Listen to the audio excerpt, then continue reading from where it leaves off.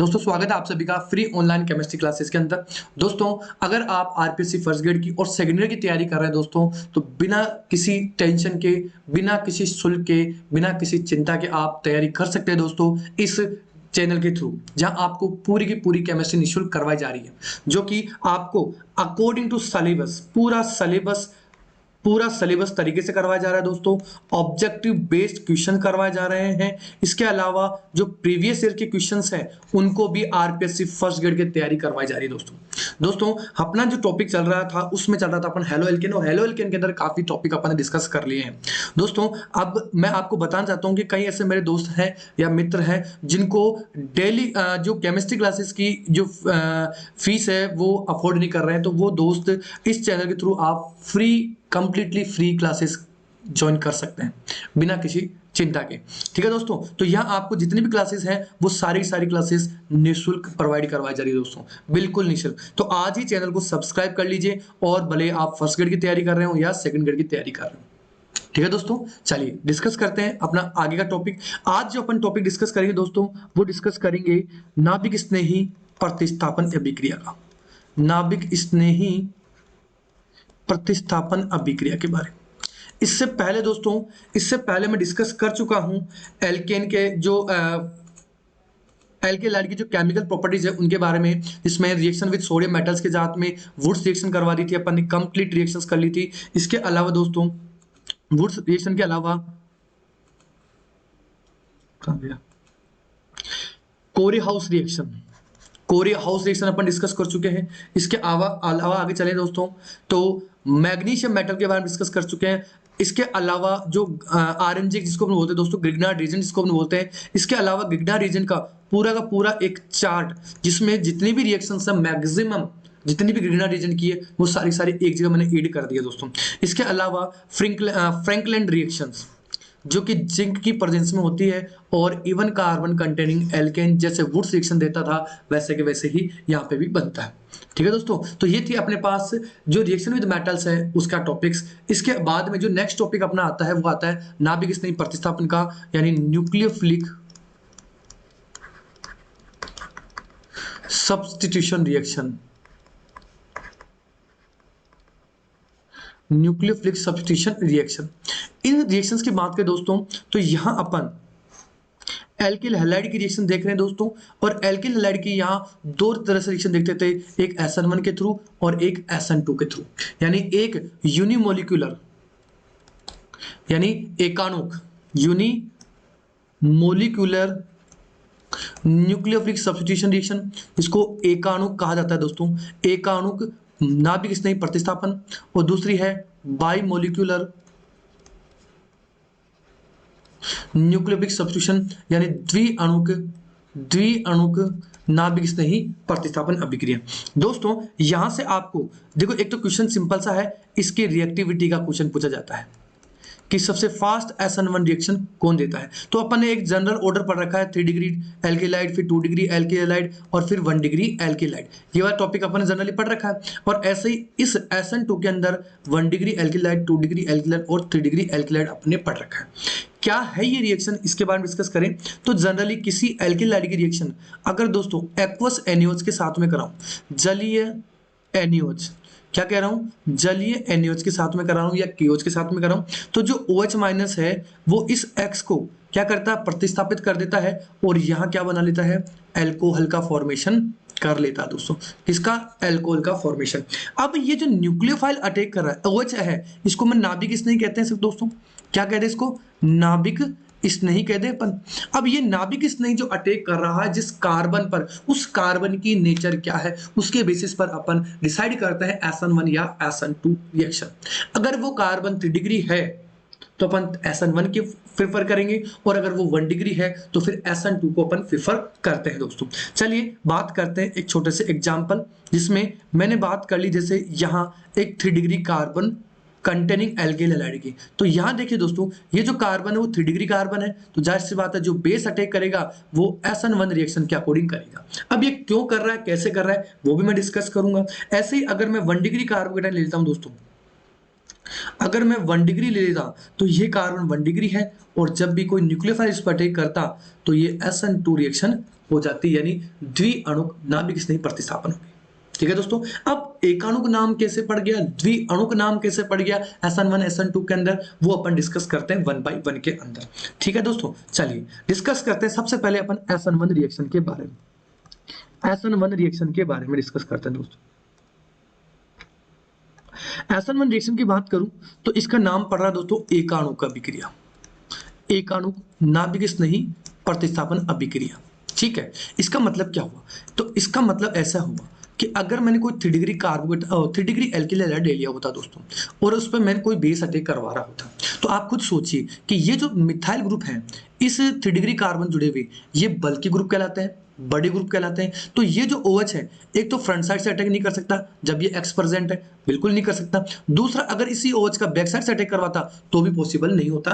अगर मैं ये सोचता कि सिंगल स्टेप में, एक ही स्टेप में ये रिएक्शन हो जाए, तो ये पॉसिबल नहीं है दोस्तों। तो फिर इसके लिए मैंने क्या किया, इसके लिए ये कहा गया कि ये जो SN1 रिएक्शन है वो 2 स्टेप रिएक्शन है, यानी दो पदों में ये रिएक्शन होगी दोस्तों।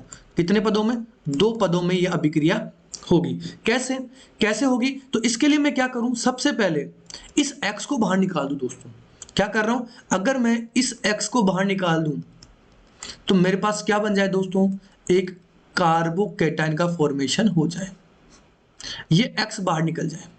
अब देखिए दोस्तों, X आसानी से तो निकलेगा नहीं, क्योंकि कार्बोकैटायन कार्बन इलेक्ट्रोपॉजिटिव है और X यहाँ पर क्या इलेक्ट्रोनेगेटिव है। दूसरा, ये डाइपोलर स्पीसीज भी है, X नेगेटिव चार्ज आता है, पार्शियल नेगेटिव, और कार्बन पे पार्शियली पॉजिटिव चार्ज आता है, तो ये आसानी से तो निकलेगा नहीं। तो ये जो स्टेप होती है दोस्तों, एक तो होती है स्लो स्टेप, कौन सी, फ्लश स्टेप। दूसरा, ये X वापस अटैच हो सकता है तो रिवर्सिबल होती है। दूसरा, इस रिएक्शन का होना, यानी इस एल्किल हैलाइड पर एल्कोहल जो न्यूक्लियोफाइल अटैक करके अल्कोहल बनाएगा, ये किस पे डिपेंड कर रही है, ये डिपेंड कर रही है कि ये X बाहर निकल जाए, और X बाहर निकलते ही ये क्या बन जाएगा, कार्बोकैटायन बन जाएगा।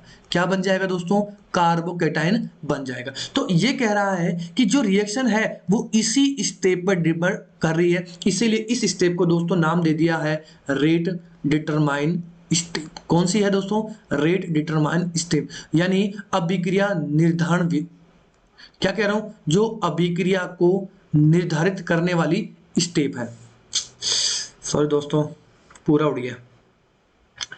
चलिए वापस एक बार ले लेता हूं दोस्तों, ये इरेज हो गया दोस्तों, सॉरी।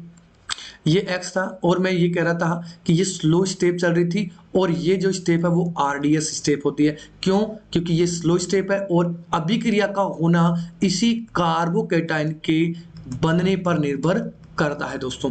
तो मैंने कहा कि जो स्टेप फर्स्ट है, स्टेप फर्स्ट में क्या हो रहा था दोस्तों, कार्बोकैटायन बनता है। तो मैंने कहा कि जो SN1 रिएक्शन होती है वो एक तो 2 स्टेप रिएक्शन होती है दोस्तों, यानी द्विपदीय अभिक्रिया होती है। दूसरा, कार्बोकैटायन का फॉर्मेशन होता है दोस्तों, कार्बोकैटायन का फॉर्मेशन होता है, निर्माण होता है। तीसरा पॉइंट इससे में ले सकते हो कि जो फर्स्ट स्टेप है, जो पहला पद है दोस्तों, वो क्या है, स्लो, RDS स्लो है, एंड रेट डिटरमाइन स्टेप है दोस्तों, यानी अभिक्रिया को निर्धारित करने वाला पद कहलाता है।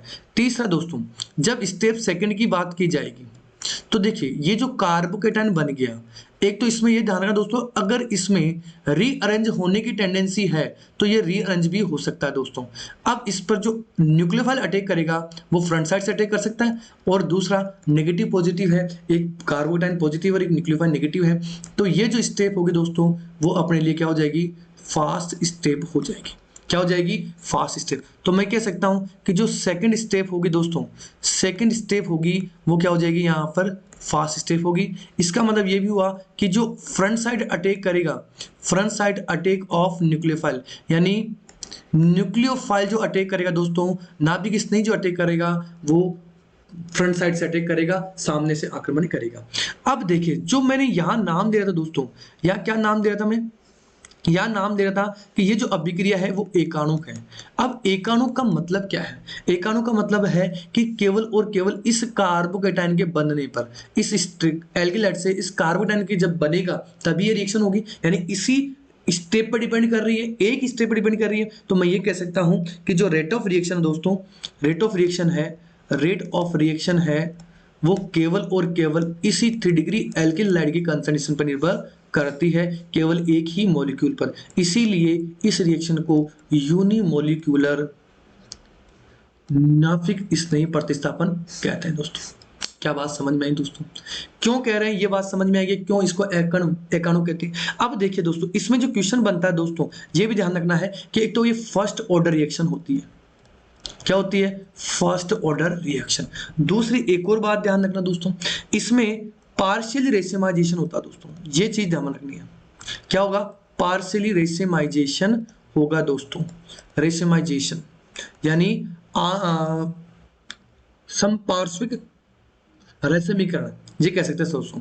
आंशिक बोल दो दोस्तों या पार्शियली, अब आप समझ गए होंगे मैं क्या कहना चाहता हूं। पार्शियली रेसिमाइजेशन हो जाएगा दोस्तों, यानी पार्शियली रेसिमीकरण बन रहा है। अब क्यों बन रहा है इसका बताता हूं दोस्तों। इसमें ये कहता है कि एक तो रिटेंशन इन कॉन्फ़िगरेशन मिलता है, रिटेंशन इन कॉन्फ़िगरेशन जो कि 50% मिलता है, और इन्वर्जन इन कॉन्फ़िगरेशन वो 75% मिलता है। तो 50 और 50 मिक्स तो हो जाते हैं, 100% रेसिमाइजेशन तो होता है, लेकिन 25% रिटेंशन का होने की, इन्वर्जन का होने की वजह से इसको पार्शियली रेसिमाइजेशन कहा जाता है दोस्तों। ये इंपॉर्टेंट पॉइंट है, यहां से ध्यान रखना, बिल्कुल इंपॉर्टेंट पॉइंट है। अब देखिए यहाँ एक और पॉइंट, यहाँ ये जो रिएक्शन है वो पोलर सॉल्वेंट पर भी निर्भर करती है। रिएक्शन होना पोलर सॉल्वेंट पे भी निर्भर करता है, क्योंकि जो रेसिमाइजेशन मिल रहा है, पार्शियल रेसिमाइजेशन, उसमें 50% रिटेंशन और 75% इन्वर्जन इन कॉन्फिगरेशन जो मिल रहा है वो डिपेंड करता है पोलर सॉल्वेंट के बेस पर। ये जो रिएक्शन होती है दोस्तों वो पोलर प्रोटिक सॉल्वेंट की प्रेजेंस में होती है। जैसे वाटर ले लो दोस्तों, है एसिडिक एसिड ले लो, जिसके अंदर प्रोटॉन होते हैं और वो पोलर नेचर के होते हैं दोस्तों। इसके अलावा देखिए दोस्तों, अगर मैं इसकी रिएक्टिविटी की बात करूं, जो कि क्वेश्चन बनता है यहाँ से रिएक्टिविटी का, तो एक तो मैं कह दूं कि इस हैलोजन पे बेस्ड, क्योंकि ये जो हैलोजन होगी अगर वह बेस्ट लिविंग ग्रुप होगी, यानी ऐसा हैलोजन जो आसानी से निकल जाए, तो वो फास्ट SN1 रिएक्शन देगा। जब X12 फटाफट निकलेगा तभी दूसरा न्यूक्लियोफाइल आसानी से अटैक कर पाएगा। तो ये डिपेंड करता है इस X पर। जैसे RF ले लो, RCl ले लो, RBr ले लो और RI ले लो। अब यहाँ आयोडीन की इलेक्ट्रॉन नेगेटिविटी बहुत कम है, तो जाहिर सी बात है इनके बीच की बॉन्ड लेंथ भी ज्यादा होगी। बॉन्ड लेंथ ज्यादा होगी तो बॉन्ड स्ट्रेंथ क्या होगी? कम होगी। यानी ये R और I बॉन्ड इजीली ब्रेक हो जाएगा। यानी यहां सबसे फास्ट रिएक्शन कौन देगा? ये RF। अब R यहां मैं ले लेता हूं दोस्तों 3 degree carbon containing alkyl halide. ठीक है दोस्तों, यहां ले लिया मैंने फ्लोरीन, यहां ले लिया मैंने क्लोरीन, नेक्स्ट ले लेता हूं दोस्तों मैं ब्रोमीन, और लास्ट में ले लेता हूं मैं आयोडीन। तो सबसे फास्ट जो रिएक्शन देगा वो देगा ये वाला कंपाउंड, क्योंकि यहां से आयोडीन इजीली फ्री होगी, और इजीली फ्री होगी तो कार्बोडाइन बनेगा। कार्बोडाइन बनेगा, न्यूक्लियोफाइल फ्रंट साइड से आसानी से अटैक करेगा। एक तो क्वेश्चन यहां से बन सकता है दोस्तों ऑर्डर का। दूसरा क्वेश्चन ये बन सकता है कि जो एल्किल हैलाइड अपन ले रहे हैं दोस्तों, उसकी नेचर कैसी है? 3 डिग्री है, 2 डिग्री है या 1 डिग्री है? तो 3 डिग्री कार्बोकेटाइन 2 डिग्री और 1 डिग्री से फास्ट रिएक्शन देता है दोस्तों। ये दो क्वेश्चंस इंपॉर्टेंट है बनते हैं दोस्तों। अब देखिए एक कार्बोकेटाइन के बारे में भी मैं डिस्कस कर लेता हूं। यहां जो कार्बोकेटाइन है दोस्तों वो आपको क्या क्या मिल सकता है देखिए। एक तो मिल जाए 3 फिनाइल रिंग वाला कार्बोकेटाइन, उसकी स्टेबिलिटी भी ज्यादा होगी। फिर मिल जाए CH3, 2 phenyl carbocation containing carbocation जिसमें CH3 भी है। फिर मिल जाए CH3 नहीं है, केवल 2 फिनाइल कंटेनिंग कार्बोकेटाइन है। फिर एलाइलिक कार्बोकेटाइन है, और फिर कोई भी 3 डिग्री, फिर 2 डिग्री और 1 डिग्री कार्बोकेटाइन। ये कार्बोकेटाइन की स्थायित्व का ऑर्डर दो तुम, स्टेबिलिटी बोल दो या स्थायित्व का ऑर्डर बोल दो। तो ये जो क्वेश्चंस आते हैं दोस्तों, ये सीधे सीधे क्वेश्चंस आपके RPSC फर्स्ट ग्रेड और सेकंड ग्रेड दोनों में पूछे जा सकते हैं। कार्बोकेटाइन की स्टेबिलिटी भी आ गई, या रिएक्टिविटी भी आ गई, यही रिएक्टिविटी का ऑर्डर भी हो जाएगा, यानी क्रियाशीलता का, जो कि SN1 के अकॉर्डिंग होगी। यही स्थायित्व का क्रम भी हो जाएगा SN1 कार्बोकेटाइन का। तो दोनों तीनों क्वेश्चन जो भी बन रहे हैं वो सारे के सारे इस तरह से बनते हैं दोस्तों। कैसा लगा? SN2 रिएक्शन के बारे में मैं नेक्स्ट वीडियो लेक्चर के अंदर बताऊंगा दोस्तों। आज मौसम खराब है थोड़ा, इसलिए अपन नेक्स्ट जो SN2 रिएक्शन है वो डिटेल से डिस्कस करेंगे सेकंड जो भी नेक्स्ट वीडियो लेक्चर होगा। इसके अलावा SN1 के जो क्वेश्चंस होंगे दोस्तों वो भी मैं आपको उसी अगले वीडियो लेक्चर्स के अंदर कराऊंगा। ठीक है दोस्तों, बाय। लाइक जरूर कीजिएगा।